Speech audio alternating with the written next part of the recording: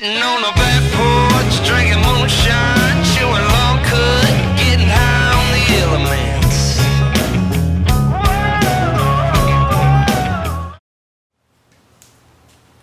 What is this tasty box? Oh, it is fall jig fishing season. And one of my absolute favorite baits to throw in the fall is a jig. I throw it all the time. I have it tied to my rod year round. And my number one favorite fall bait is the swim jig.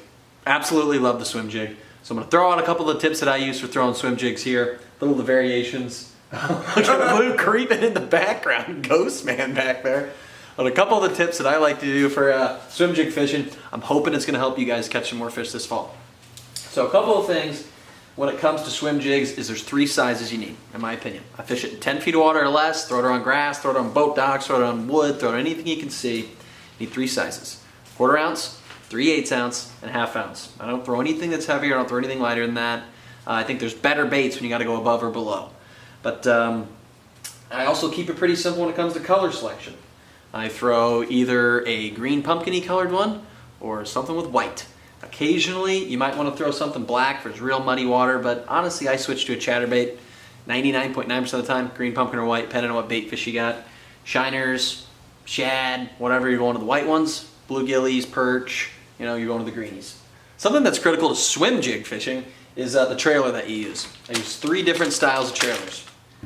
That's going to be a twin-tail grub style trailer, some style of a craw trailer, and then some type of a boot tail. And those are 3 different types of use when I throw those bad boys.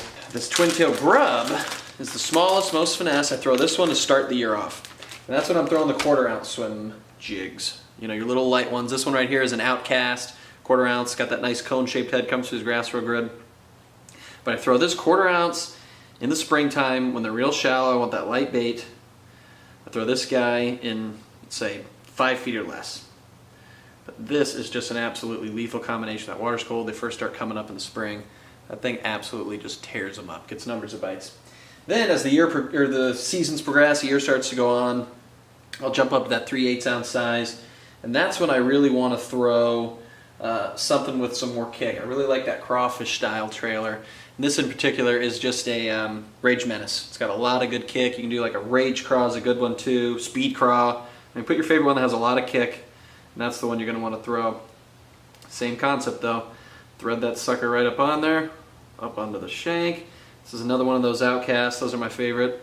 3/8 because I'm fishing the grass is a little thicker and cast a little farther, sometimes get more wind.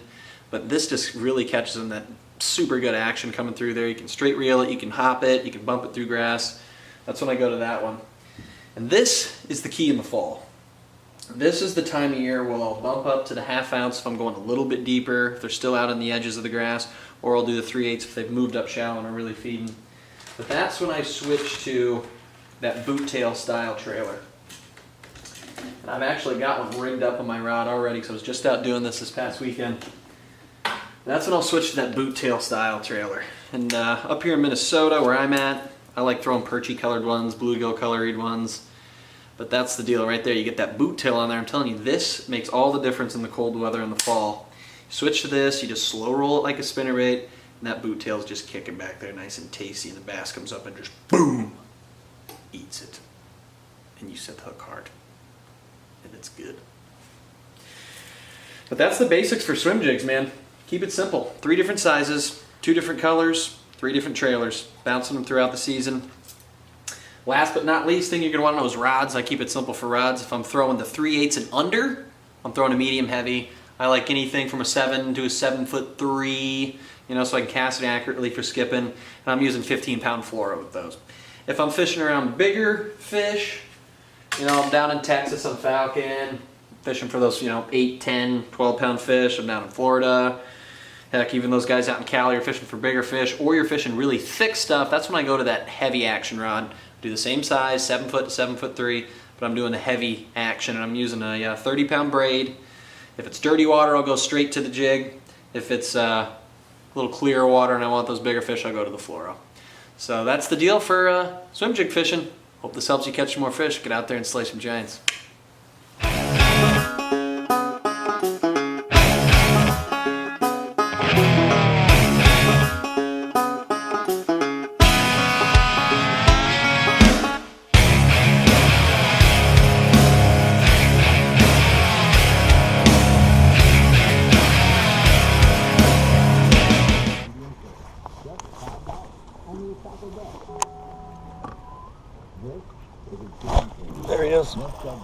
That's a big fish.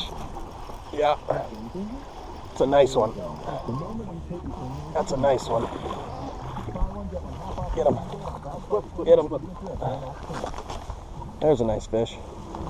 Choke that swim jig. What? Look at that. That's called eating it. All right, just got this nice one off the off a dock down there. Something special I do in the fall is throw that swim jig around those docks, but you got to use a boot tail trailer. So I'm replicating, you know, a little bluegill or perch with this guy. Let's skip it way back onto the dock. He absolutely smoked it, and the key in that swim jig is that boot tail trailer. Let's get this guy back, catch a couple more. Nice little 3 and change. There it goes. Right on.